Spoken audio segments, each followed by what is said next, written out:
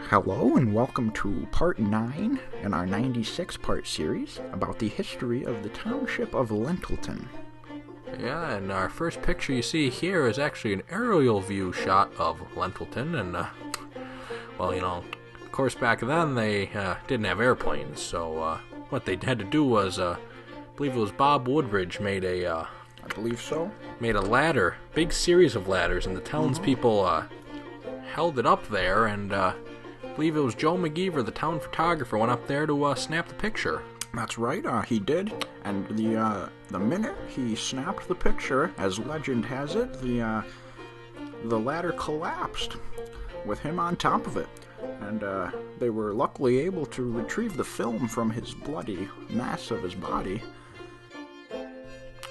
And this picture here is actually a picture of the old Lutheran church that once stood in the village square. Now the Lutherans, they had control of the town first, but eventually they were driven out in a bloody coup by a group of Baptists, and Lutherans didn't like that, so they stormed back with their guns, and, well, they took it over. Unfortunately, everyone died, so, I mean, no one really ever got to enjoy the church for too long, so it's quite eventful, really.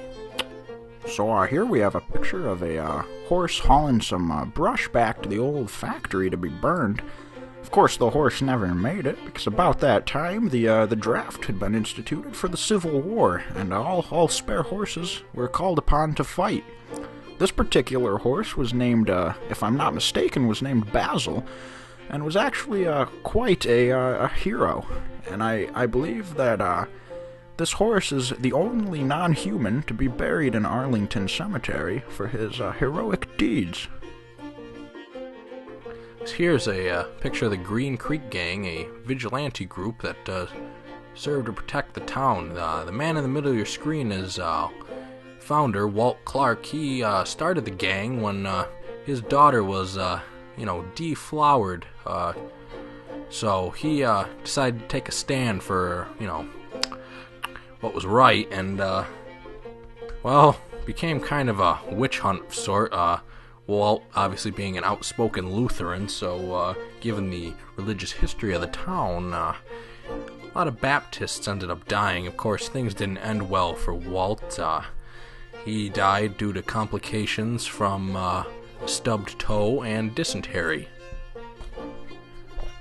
Here we can see a picture of Thomas Smith, the town sentry. This picture was taken on Thanksgiving Day, shortly after the town decided to dam up the Green Creek and use it as a water supply.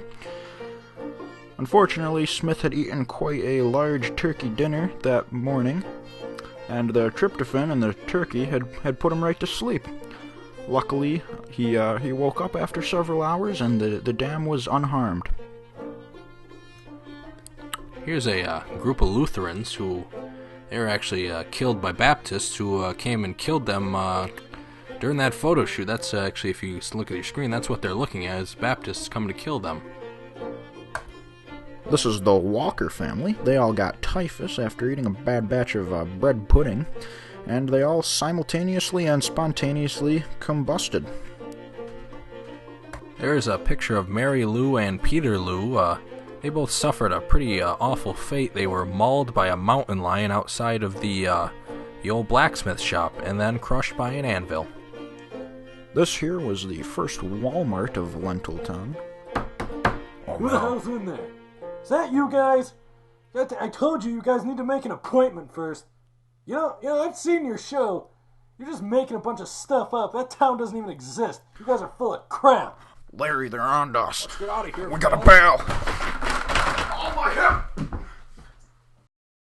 Join us next week when Larry and I will be discussing... There's not going to be a next time if you guys keep breaking in here without making appointments. The importance of early industry... Get the hell out of here! Ugh.